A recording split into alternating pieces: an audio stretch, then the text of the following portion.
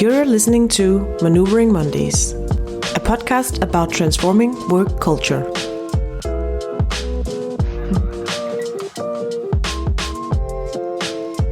Okay, and your hosts today are AK and Ivana. And today we have a special episode where we will talk about the full fourth chapter of Maneuvering Monday. So we have invited David Billouz to the studio.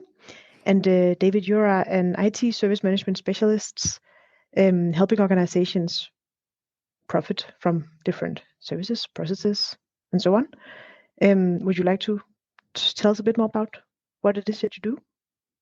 Oh, I would just add that, yes, during these different ranges of services I deliver to an organization, my aim is to really not focus on just part of IT service management. Is a very wide area. And that's all the reason why I'm here today is because we talk about people, we talk about, processes, we talk about technology, we talk about relationship with an ecosystem. And I think this is what can be interesting in the podcast. Absolutely. And as AK mentioned, we are actually reviewing the entire chapter 4 today. So unlike other guests, you actually have quite a job with the next question, David. Could you tell us in your own words what happens in chapter 4 in case people missed it? Okay, so in chapter 4, we have different episodes. The first episode called Skeleton and Some Corpse was about, in fact, on my mind, differentiating two things, introspection and retrospective. That's very important because many people don't see the difference between being agile as an organization and doing agile as an organization. So many organizations do agile. So at the end of a sprint, for instance, they conduct some retrospective. Here in this episode, there was they call it the museum. I think it was the name exactly helped me with that. It was the Museum of Failure. Yes. And the Museum of Failure is about introspection. It's about, okay, what I did wrong, okay, myself.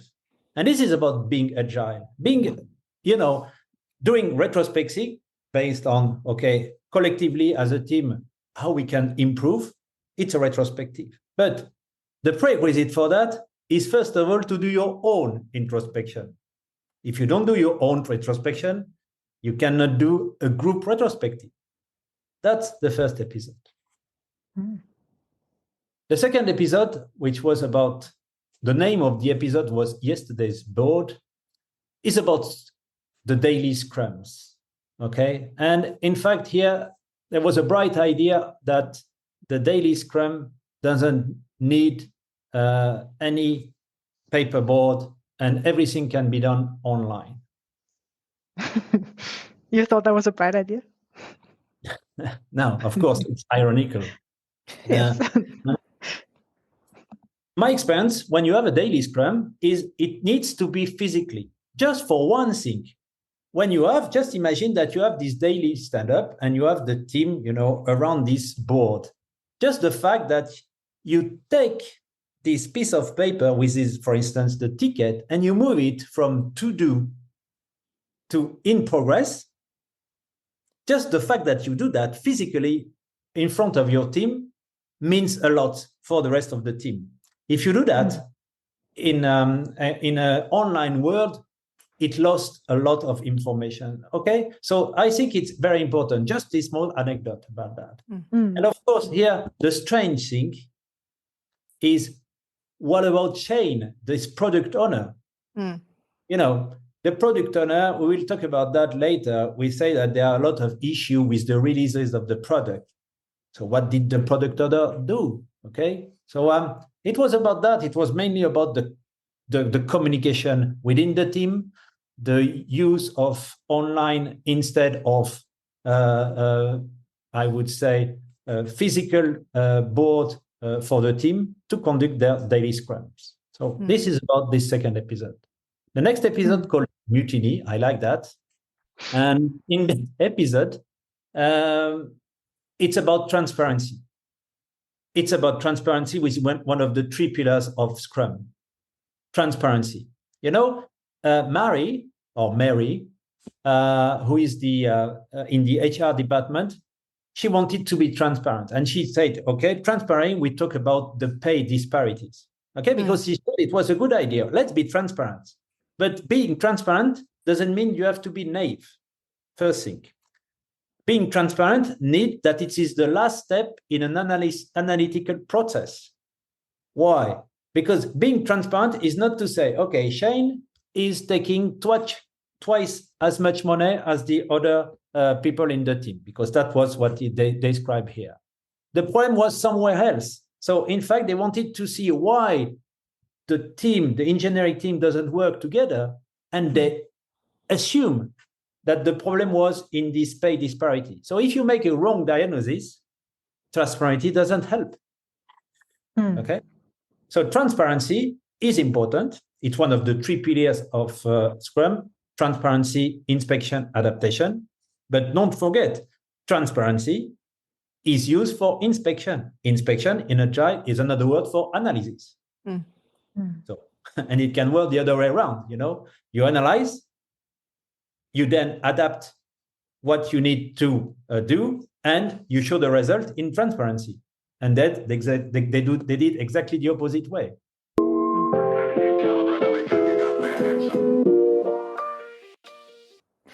That's a great summary.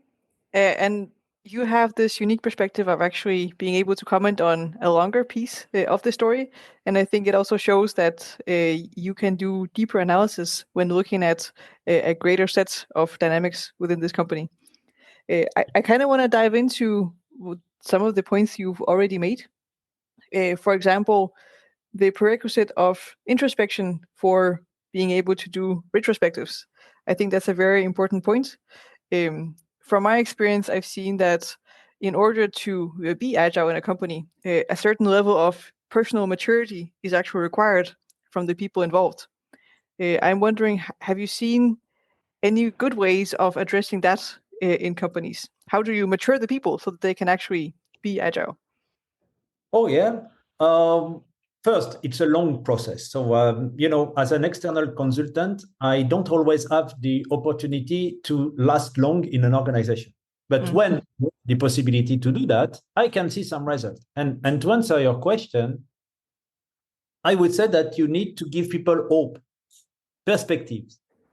And I give you just one example, okay? An example is that, for instance, what you can do, if we just talk about Scrum, we can say, okay, sprint after sprint, you can, identify, that's what they call the ESVP. You may know the ESVP technique, you know it, no? ESVP. It means it's a technique to understand the behaviors of people in a retrospective. E means... Tell us more. Yeah. ESVP, you know it? Yes? I don't. Yeah. Okay. So in fact, E like explorer, S like shopper, V like vacationer, and P like prisoner. And no. That's a good way to be serious, honestly. Yeah, and in fact, what you do with this technique is that they say, okay, you analyze. So in each retrospective, somebody else will do this analysis, and they will say, okay, the way Rosanna behaves in this meeting seems to me that she's a vacationer. So what it is, she's happy that the meeting is here because when she's in the meeting, she doesn't have to work. So the only goal is to stay the longest time in this meeting.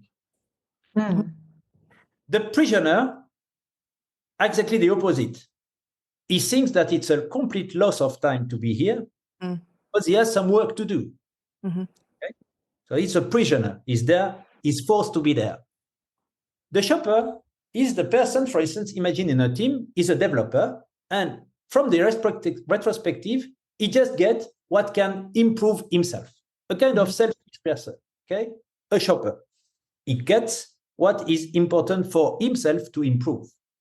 And then you have the explorer. The explorer, out of his comfort zone, of his specialties, curious in a wide, I would say, healthy manner, okay, and wants to improve, to make people work better together, a kind of idealism.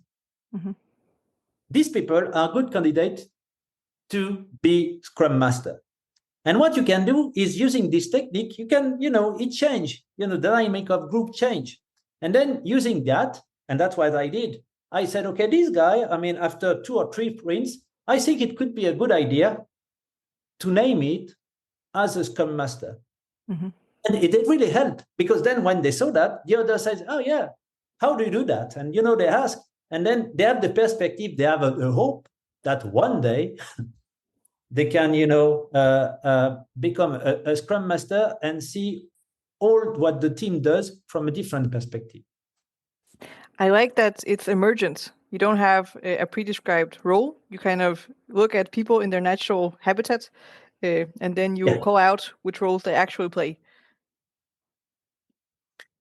And another thing which is important, and that's also one thing that we have in another episode that you have in chapter 4 called the prodigal son. Sorry for my English and my French accent, but I was born with that. Perfect. That is My allowed. French accent, not with the English. Anyway, we love accents. So the prodigal son, and in this episode, Jason, in fact, analyzed the situation. And when I say that, because when you analyze a situation, if you want to be objective by analyzing any situation, you need to be out of it. You need to be out of it. So any objectivation needs decentration. Any. Okay? So what I said is that, for instance, I was invited many times when teams, just had a formal, let's say, retrospective with no action, they just spent 2 or 3 hours together. And in fact, the Scrum Master asked me, can I be the moderator of this retrospective? And I came, as an external person, okay? And it really helped people to understand, because they say, okay, we work with this Scrum Master for X sprints. We know what he wants. But when you are external, you come and you bring this decentration, this objective view on what you do. People, have a higher chance to take you seriously.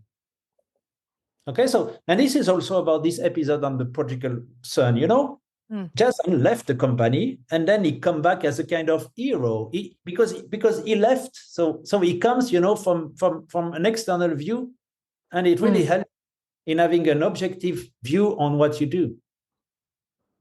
I think you're right. I think sometimes the system can get stuck, even though there are more maneuvers that you can do. It can be very hard to see them when you're a part of the system. And I think also that happens to Marie once in a while, that she becomes a part of the problem and has a hard time figuring out how to start maneuvering to change the situation. Yeah, exactly. Very true. Can I just ask one more question to this topic before we move on? Because now we talked a bit about this ESVP framework. What about the introspection part? Do you have any tricks to facilitate that? Like, how do you get people to look inward? First thing what I would say that the thing that quite work well is if you have a kind of open retrospective, when everybody start in the retrospective by defining what we did well and so on, it's finished like, it end up many times like either nobody says anything, that's the worst scenario, or they started a big dispute. Yes. Why?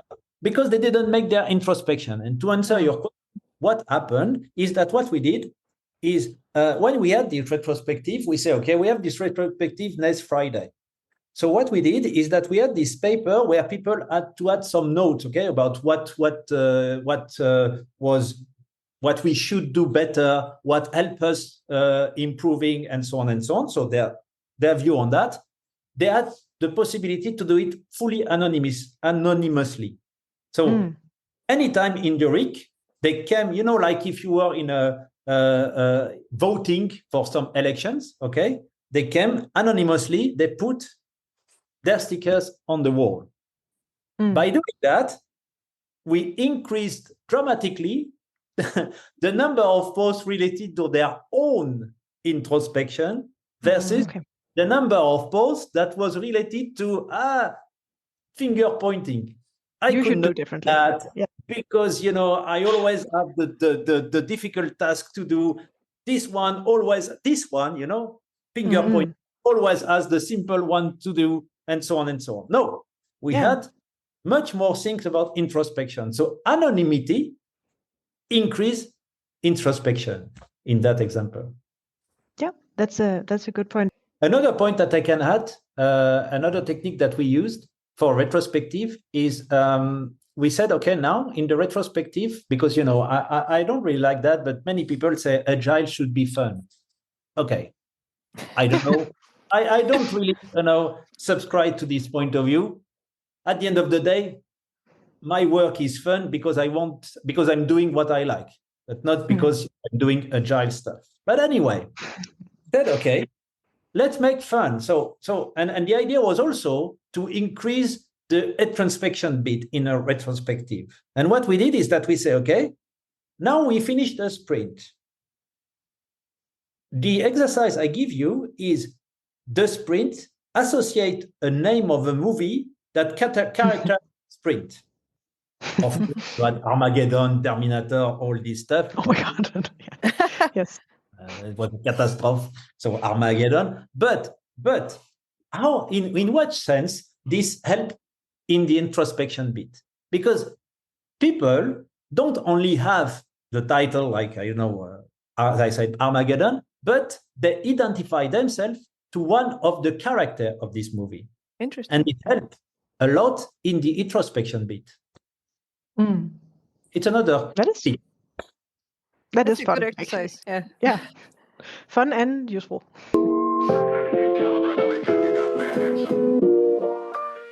No, I'm just interested in diving into the stand-ups piece. What we know from the story is that once upon a time, these teams had actual whiteboards. They did their stand-ups at these whiteboards. They used to communicate with each other. And then the new VP of engineering started, and this practice died off. And instead, it's she's really trying to move the banner of efficiency, moved all the meetings online, and sometimes she even drops in on these meetings unannounced. And also, there are no scrum masters, so it's more of a self-organization situation. But also, that used to work because people used to know how to organize themselves, and now everything is in shambles.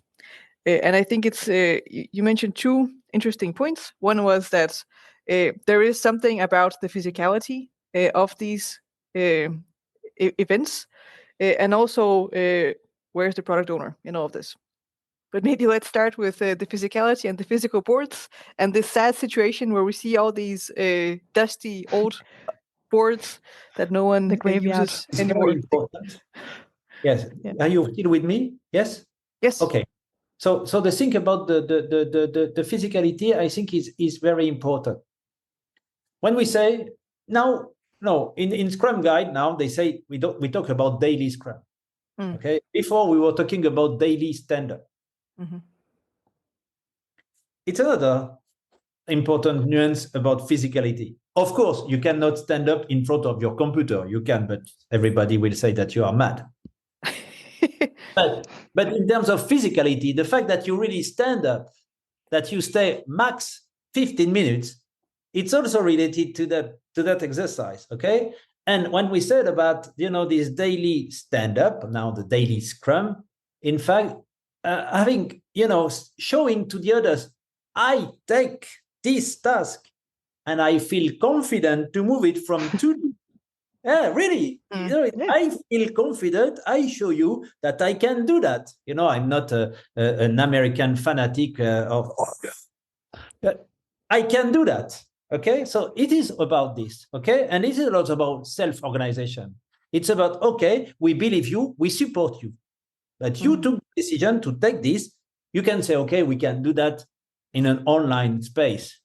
It doesn't really have the same effect in an online space where everybody has some camera, some have their camera on, some are looking for Netflix in the same time as they have their daily Scrum. That's the reality. I know what I'm talking about. Yeah, that's it. So you don't have this effect of having 6, 10 pairs of eyes looking at you and seeing what you do. That's very important.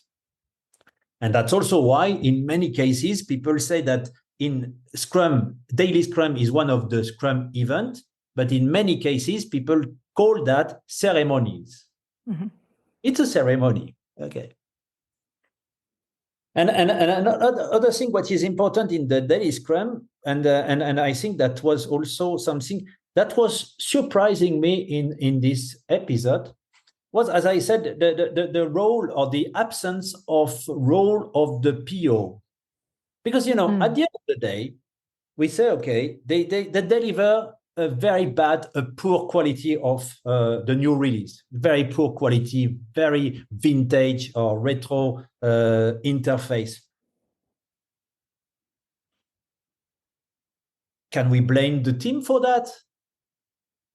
Do we have to blame? If we have to blame, we don't have to blame, but this is, I would say, the role of the product owner. Where are the representative of the users? We can talk to them about, okay, where do we have anything like that? Nothing in this episode was about this. It was just about, talking, and it was strange because Shane, who is the product owner, was previously a Scrum Master in another organization. So he should know perfectly, as a Scrum Master, what to do. And as a product owner, he should know where his role is in the organization, because one key thing is that the product owner should have a natural authority in the organization.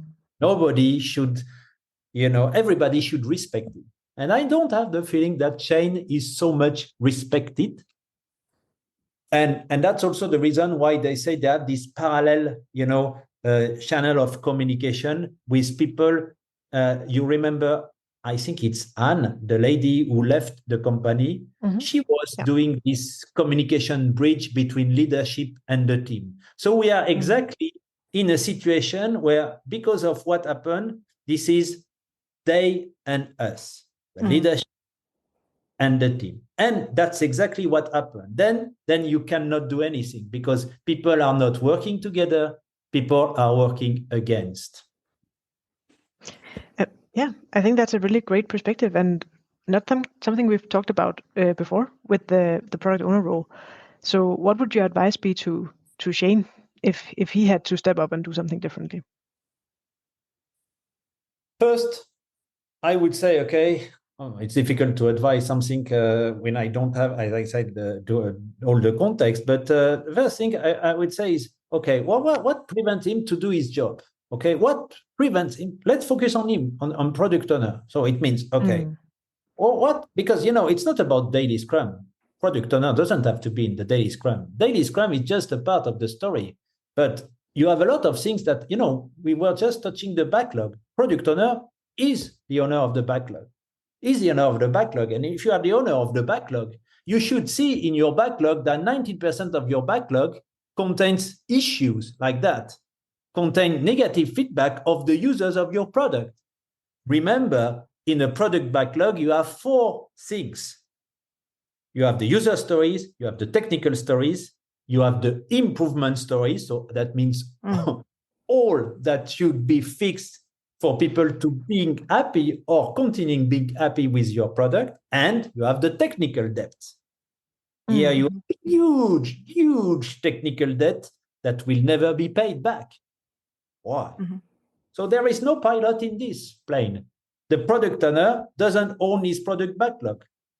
And if he doesn't own his product backlog, you cannot blame the team to work on it. Because the input is bad. So I would really advise him, bring users representative with you, talk to them, see what happens, discuss with them, prioritize, do your job of a product owner. And then we can discuss the second part, which will be how we will help you implementing that. But it will also help the team being more motivated because they will see why they wake up every morning and go to work. But also there are actual opportunities to talk to the users because we hear in the part of the chapter that parents and teachers are talking to our engineers at their schools and asking what happened with this release. Yeah, exactly. There are users that are willing to share. Yeah, exactly. So I think that that's what you pointed in this episode: the lack of communication, not the lack of communication, but communication. It's a difficult part. So we know that we communicate all the time, but the thing is how we can really find the timely manner to communicate and the right channel to communicate. The fact that you have somebody helping, giving some information from leadership to the team is not the optimal way to do it.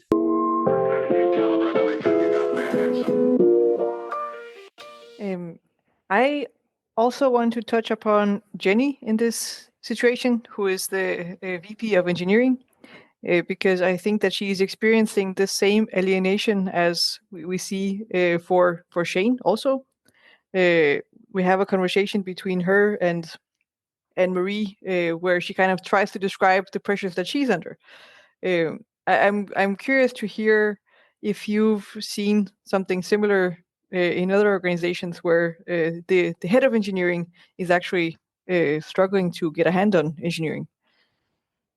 Oh, I didn't really had this. I had another thing that is maybe not exactly the same situation, but highly related. I give you one thing.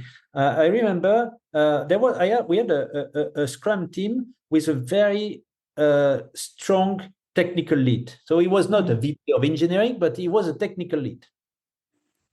And in fact, it was very difficult in this team for people to really work as a self-organized. Why? Because the person, in fact, it's not that he didn't believe in the other, is that he always think that he is the only person who can guarantee the quality of the software.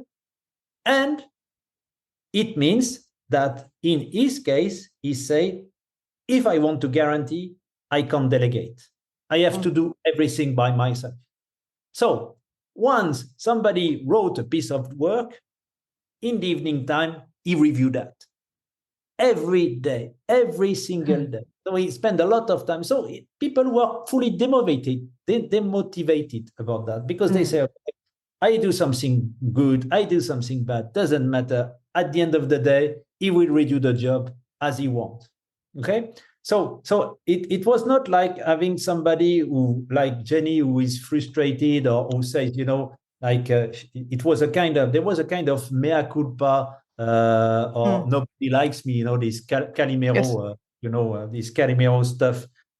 Nobody likes me. I'm the the victims. No, but here there was a high lack of trust between this tech lead and the other part of the team. And how we solved this, because we had to solve it.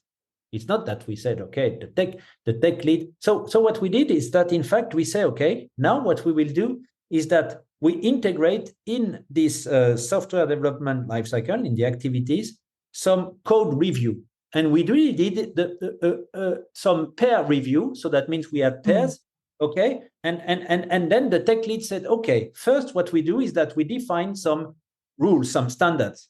And of course, we defined the standard that was standard in the market, but we said, this is you, the team leader, who defined the standard. It was not fully true, but so, his ego was okay with that. And then we said, now that you define the standard, please let the other the possibility to see how good your standards are. So let's make them the peer review. And it worked. At the end of the day, he didn't bother them with controlling what they did, but he was assured that the quality standard was his baby. That makes sense.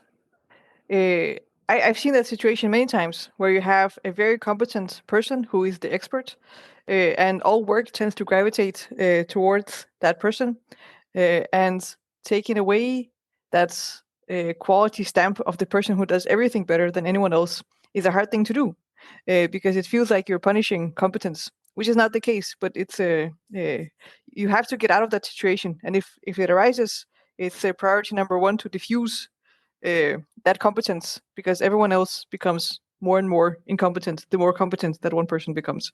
Mm. And I like the way that you approach that. This is very difficult, and honestly, in service management, and I don't want to name anybody here because I want to continue working at least 16 or 17 years. But you have also that, I don't know what is your view on that. I would also love to know your view on that. But arrogance is one of the most, I would say, expanded level we have in our IT service management. Mm. Once people get a certification, they think that they know everything. And they start, in an arrogant way, explaining you how wise they are. No. You have to be humble. Humility is the key. Humility is the Yes. key. And if you have a tech lead saying, okay, I know everything better than you, no, for one obvious reason. You will always find somebody on earth that know more than you. Always. Yeah, and I think it's also a matter of if we're oriented towards teams or individuals. So how do we reward individual results, or do we reward team results? Because it can also drive a very individualistic culture if we continue rewarding based on individual performance and not performance as a team and on business value delivery. Mm-hmm. Yeah. And that ties back to the whole pay disparity thing with Shane. Here we had an individual who we rewarded personally at a very much higher degree than the rest of the organization, which turned out to be demotivating for the rest of the organization too. Yes, and even just in this chapter, we learned that he was actually relieved when when his salary was adjusted, which I think is very interesting, because it does sound like, now you also mentioned this, that he's not performing in his role, but I think he was certainly working under some really difficult conditions, because if the team didn't at all want to let him in or listen in any way, it's really difficult to succeed. Yeah. And that's exactly, that's also one thing that we don't talk a lot about in Agile, is this I don't know how you say that in English, but you can have this syndrome of having a team like if you had a group of wolves, or and this can be this can in some cases happen in organizations. So you have a group of wolves, okay? You have the chief, but they are wolves, so they hunt. So they don't do anything productive for the others, but they do anything productive for themselves. So if you let the wolves having this group, that's what happened now. That's what happened now with this, let's say, absence of daily scrum, okay, but with mainly the absence of the product owner having this, counterweight of what they do. Then you can build this kind of teams that, in fact, will just preserve themselves to survive, but they have no really constructive contribution to the other part. These people say to you, okay, they say in the episode to Mary that they of course they want to do, but honestly, if they know that the result is poor, and you don't have to be a high-level programmer to see that, they should do something with that. They should do something with that, especially if they know that the product owner doesn't do his job. At the end of the day, if they work for an organization, they should do something with that. So we are exactly in this situation, and I had it in an assignment not so long time ago, where we arrive in a team, and what they want is just to survive. They just want to survive. They just want to produce activities and just want to survive. The wolves. Yeah. Mm-hmm. But they don't produce anything. They are not builders. They are wolves. And I think actually that is the case in Zebraps, because I think it's not the first time we've heard of a senior manager who knows that what they do is not, like Jenny admits at some point, I know that it's not the solution to code, but I'm under so much pressure to deliver that she knows that it's not right to change the things that she did. And that reminded me of Mark also at one point saying, I know it was not the right thing to get the soda machines, but I just felt like I had to do something. So I do think that there is like this tendency of maybe they could be more brave and gain a lot from that. Yeah, someone has to say the emperor is naked. What are we doing? Why are we doing this? Yeah. But that person was Anne, and that got her fired. You don't have a lot of brave people at work. Bravery is not something that is, that is something that is very common in many organizations. And people say, I don't have it in my job desk. So if somebody tells he doesn't have something in his job description, it's a real resistance to change. Be careful with that. Yeah. But it's true. And I think this tendency of like looking at a team, are they trying to create value or are they trying to survive? I actually think most teams are just trying to survive. And that might explain many of the dynamics we're seeing in organizations in general, that it's self-preservation first, and then potentially value second.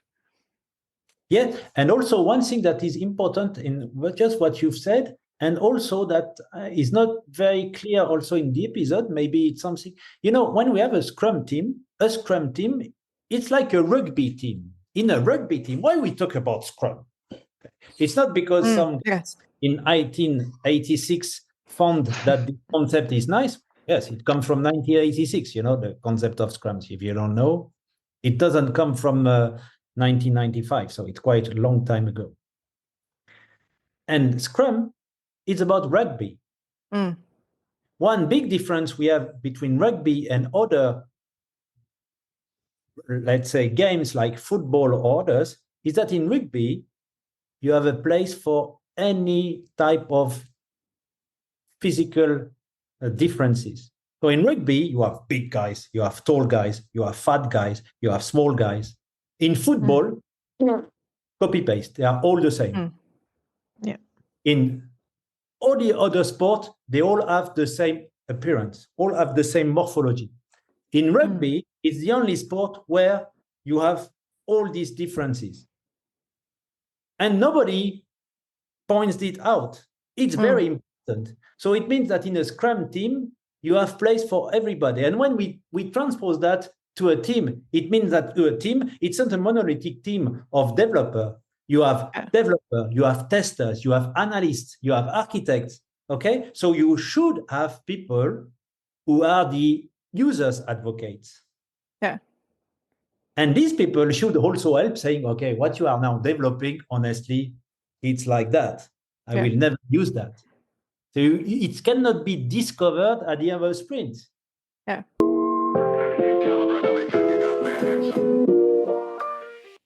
I love that description of the different kinds of people you have in a Scrum team. I think that's very meaningful. It also made me think about one of the problems that we have with Shane is how to integrate into the team.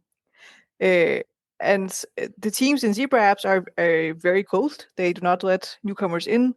They you kind of have to prove yourself that you are worthy of being a part of the team to get a say. And that might be the culture of the company. There may be histories, but it's also the culture of the teams, right? Because if you're focused on self-preservation, it may be very hard to let anyone else come in and disrupt and comment even on the ways that you work. I would be curious, how could you change that dynamic? How can you make teams more open? I think that first, before I just answer the question, you said something interesting. Is it about the culture of the company or is it about the culture of the team? I think in that case, it's the culture of the team. I give you an example. Why? Because this organization, they have the culture of giving people a chance. They have two examples for that. Remember what Richard did. Richard took Willie as a janitor, and then, he made him evolve because he believed in Willie. And he did the same with Jack. Jack, or not the Jack, sorry, or Frank. I think one of what the CFO. Yeah. I'm sorry, I don't remember all the names by heart, but the person who started as an accountant and then was a CFO. So in the culture of an organization, based on at least these two examples, we can say that people can get a chance to evolve. So it means that in that case, the real problem is this team itself. The fact that, in fact, as you said, they don't want to bring, and in fact, the only way you have to do that, and that's why I was surprised, because Shane is a Scrum Master, is to show that you cannot compete with the same arms with the team. So don't do that. I mean, you will lose the battle. The battle is, if you have a team of developers, don't try to persuade them that you are as good developer as they have. You already lost it. Yeah. Don't even try it. Okay? That's the main mistake people will do. Okay, he wants me to show that I am good. Okay, I will show him that I understand his work better than him, or at least at the same. No. Be a Scrum Master in that case. Be a Scrum Master. Explain, show what Scrum brings. Show him that he doesn't know anything about Scrum. Bring him in a situation where he has to be humble. In the Czech Republic, they say something, the country where I'm living, okay? They say, in front of anybody, never, put yourself in a pedestal, but never be beneath his level of eyes. Never. So never be worse or better than anybody, but show, your strengths. Everybody has some different strengths. And I think that would be the way to approach this team. You are good developers, but here we have to build a product. To build a product, there is a framework called Scrum. Let me explain you. Let's start it. Let's give it a chance. And I will help you. I like that saying, that it's about being in eye level and not below, not above, but also showing your worth. But also that if that is how we would meet new people, is assuming that they are at eye level with us, not below, not above. Man, that would solve so many problems. Yeah. Well, I'm an utopist. I mean, I live in Czech Republic for 27 years, so. But if I may also, this is not work related at all. But I just moved to the US, as everyone on this call, but also our listeners already know. And my kids started school here, and it's been a very interesting experience because when starting school in Copenhagen, in Denmark, there's always this period where you're kind of an outsider. Anyone new to a group, people just need to kind of gauge you, like, who are you? Let's see if you're a part of us or not. Whereas their experience of starting school in the US is that there's a lot of curiosity. Like they have just been like swarmed by their classmates with questions and people trying to get to know them. So I've also been wondering about this difference in approach. Do we assume that someone new is interesting and exciting and should definitely be a part of us, or do we assume that it's a stranger and we need to be careful? Just a small schoolyard reflection there. But that's really interesting. Yeah. I think that also in this in your episode and in this chapter we talk about this. We talk about the assumptions or the prejudice we have. How we have some preconception of people. Okay, and I just give you one example. What is important to me is that, okay, for instance, it will never happen for the time being that people from Central Europe will be able to do any kind of big consulting deal. Never. Because it's like being the Polish plumber in France. If you are Polish, you are a plumber. That's the label they give you. You can do what you want. You can be the master of the master in, let's say, strategic consulting. They will not give you a chance. Yeah. Never. It will never happen. Okay? So, and in business, you have a lot of things like that. You have a lot of prejudice not only about who you are, but about also these kind of things. The Eastern Bloc. Okay, we are in 2023. In France, when I say I live in Prague, oh, you live in the Eastern Bloc. It's middle of Europe. Sorry, but yeah, I'm not in the Eastern Bloc anymore. I mean, I'm not. Okay, but it takes really time, and the problem is not that it takes time; it's that there is no really. It's difficult as in culture. It's case by case. You cannot change the culture. You can change individual behaviors, but maybe it comes. So what you said, about this. The preconception or the assumption, and that's what you had in your episode. In your episode, for instance, they thought that Mary was perfect. How could she forget, to pay, this stuff for the anniversary? You remember this party? Yeah. So she seems to be perfect. No, she's not. She's a human being. She cannot be perfect. But exactly. And I think in this chapter, we really do see how having all these assumptions can be very problematic, because it's only once we start to learn the reasons why people are acting as they are, and as you say, see that they're human and there's good reasons, that we can start to solve the problems. I think at least this is what happens in this chapter, that starts kind of loosening up all the tensions, and we start to understand why people are acting as they are. So I think that that actually ties into, I wanted to talk about what you said about transparency as one of the pillars of Scrum. So I think we should move to the mutiny part of the chapter, because we do need to soon start to wrap up. But I would like to cover that as well, because I liked what you said in your first summary of what happened, that Marie tried to be transparent, but in this case, it didn't work because it was the wrong diagnosis. Could you talk a bit more about that? Yeah. So in fact, she was persuaded, wrong assumption. She was persuaded that the frustration of the team came from this pay disparity. So the fact that Shane had, and in fact, she thought that being transparent, as I said, could really help the situation. But and that's also what you have in different. When we talk about transparency, it's about transparency is about trust. It's based on trust. Okay, and that's what people always forget. Don't be transparent just for the sake of being transparent, but being transparent, in fact, is a result or is a way to nurture trust. And the problem here, why she didn't have the good diagnosis?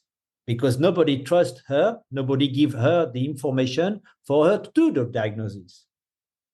So in fact, if you associate transparency to trust, as you build trust by transparency and you have transparency, so we can trust you, then it can work. But by default, they don't trust her. Mark doesn't like her to talk directly to the CEO. Mark hides a lot of things to Mary, and that's it. So she has no chance because of a lack of trust to do the right diagnosis. So transparency, trust have to work together.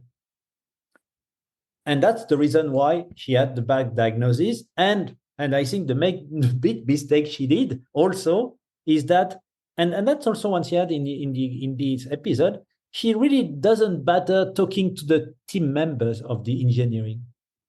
It's not like she came, and she just talked to Willie, but she should take more time to talk individual.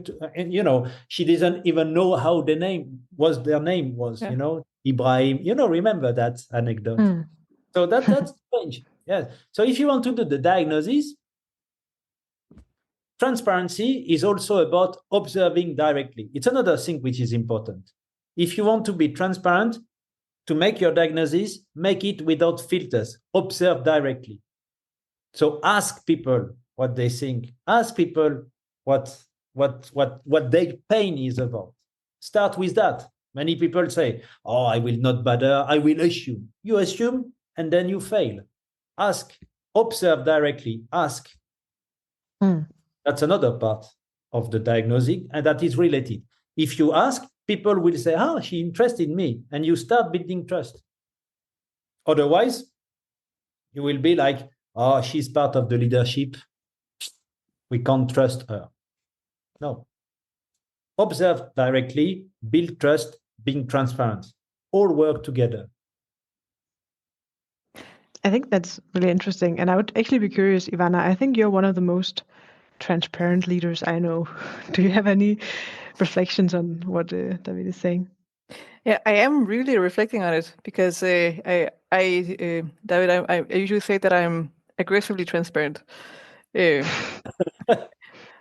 that's has its pros and it has its cons, because it does, back to what we were talking about earlier about individual maturity, and the ability to interpret the information that is given, and being transparent also puts the responsibility on me to provide sufficient context for people to make the right conclusions about the information that is being shared. And I often find myself struggling with that balance because I do want to share sufficient information so people can make decisions on their own. Because if we don't share information, then we cannot expect people to self-organize, or that whole concept of pushing decision downwards, that can't happen if people don't have the information. On the other hand, it does require that I trust people first, and say, well, I'll share this information with you.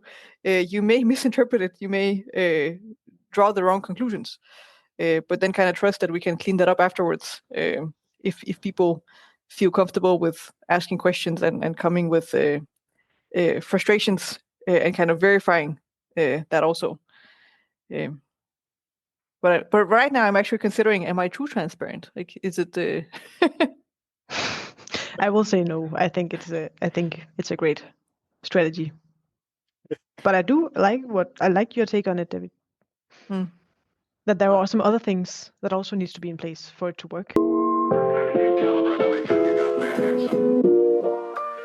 What did you think of the reaction when Jenny shared that they evened out the pay? Just to refresh any memory, it was people started like shouting and throwing bottles, and leading up to that moment where Marie fainted. What did you make of that situation? I think that's what I said. It was related. It is a real wolf group behavior.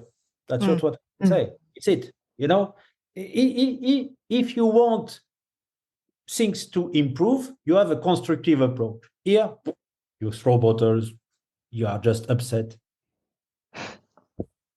That's it. So it's just showing that it's a real group of wolves. No, that's it. I mean, that's it. I remember when I started my career. I started my career in Renault, you know, the car maker. Oh yeah. And I remember that that there was the CEO of this company, you know, was in a plant explaining that they will have to close the plant, okay, because of restriction. A sad news, of course. And people was very upset, but you know, people shouting at him saying that he looks like E.T. doesn't really help. It doesn't really help. You know, you can insult people, but it doesn't really help. It's just like the wolves who wants to survive. And if you jeopardize their survival instinct, they can be aggressive. That's just what I can say about their behavior. So it just showed this. It just showed that they need to, and I think that we may talk about what can be the next episode, but I think that there should be, you know, maybe newcomers introduced step by step in this team. You know, 1, 2 new people to try, because as I said, you cannot change this culture of the team, but what you can do is that you can influence individual behaviors. It takes time, but it's the only way to break this or to transform this wolf group into a team that works within the organization. And in that case, maybe people leaving the company is not all bad. Sometimes having some free seats can allow you to introduce some new people, and then you can start changing things. Yes, I think you're right. And it's always interesting also on my, for instance, I wanted to have more time and to do another assignment. So in the assignment I decided to reduce it or nearly to quit the project where I was, okay, not suddenly. But people say, oh, you quit. And each time, even if it is your decision, people always see that so negatively. They say, oh, poor guy, they fire you. No, they don't fire me. And, when I smile and I say, yes, now I am starting a new assignment, they can't believe it. It's not the bad news, it's also a preconception of that. You leave a project, oh, they fire you, poor guys, and they start, they don't ask you anything. They don't talk to you, but all your colleagues talk about your case for many, many, many lunches, and you are, the star for at least 1 month. But in a fact that they just, that think that it's a bad news, even if it's your own decision. That's strange. That's strange. Yeah, it should be normalized that you can move around. It's the 25-year employment cycle is no longer with us. No. Yes. True. Yeah. I think we need to start wrapping up now. So like you've been warned, we would like to hear what you think happens in the next chapter, in chapter 5. Oh, there is one important decision that Mary should take, which is, will she be the part-time coach for the engineering team to, let's say, change by themselves or to suggest their change? And I'm pretty confident that she will take it, that she will do it. I don't know if Eric will replace her, but I'm pretty confident that she will work as a part-time coach. Well, we'll have to see what happens in chapter 5. No spoilers. This was an absolute pleasure. I actually really like, this is the first time we discuss a chapter in this way, and I think that actually worked out very well. I think that we've been able to uncover some perspectives that we have not been able to in the individual sections. So thank you so much for partaking in this experiment with us. I really, really, really thank you for giving me the opportunity to be here today. Thank you. If our listeners have follow-up questions or want to learn more about you, where can they find you?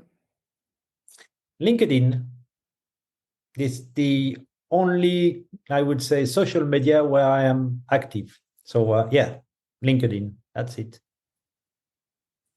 We will make sure to link to that in the show notes. Otherwise, thank you so much. This was great, and I would love to catch up with you after we release more chapters to hear what you think. Yes, that will be my pleasure. But please limit the number of pages I have to read to 30. Thank you.